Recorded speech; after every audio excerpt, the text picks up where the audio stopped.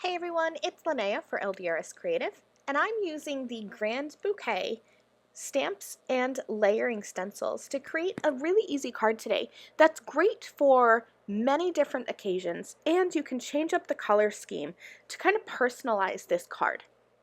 So I'm going to start here with the Grand Bouquet stamps, and I wanted to show you all the size of this stamp. The stamp set, the full thing is a 5x7 stamp set. And there are two sentiments, but this floral bouquet is quite large. So here it is over a standard A2 4¼ by 5½ inch panel, and you can see that the flower itself is larger than an A2 panel. So I'm going to be creating an A2 card today using just part of this Grand Bouquet stamp, but remember that because this stamp is larger, you can use this as a full image on a 5x7 card or even a 6x6 square card if you wanted to. I'm going to be kind of sizing it down because this is a zoomed in floral look. This image is great for all kinds of projects. So I have an A2 panel in my Misty stamping platform, and I'm just going to add some anti-static powder tool because I'm going to be ink blending with the same type of ink that I'm stamping with.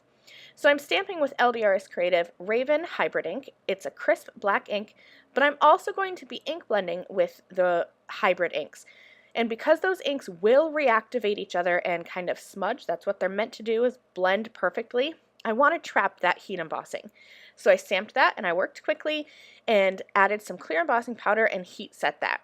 So now not only do I have that ink trapped, but I also have a little bit of added shine to my project.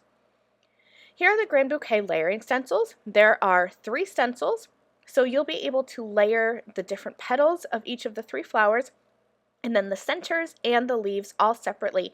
So this gives a lot of different color combinations that you can do.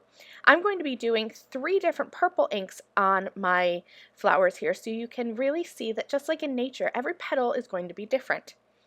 I'm starting with La La Lavender, and I did layer 1 for each of the 3 flowers. And then I'm coming in with a little bit of Mrs. Periwinkle, and I'll do the second layer for each of the 3 flowers.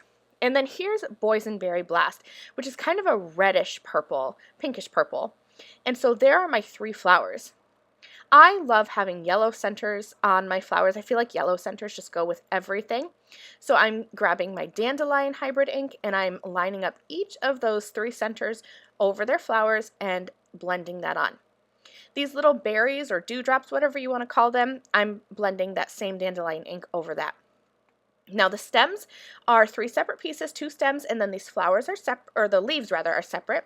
I'm using a bit of key lime pie and 4-leaf ink just to give a little bit of color variation to match the flowers. Now I wanted to have my sentiment off to the side, so I stamped that onto a die cut that I cut from the Pinpoint Rectangles dies.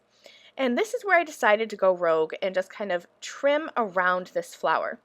Because this is a large image, a die would be quite costly, so there aren't coordinating dies, but the lines make it really easy for you to just quickly trim around with your scissors.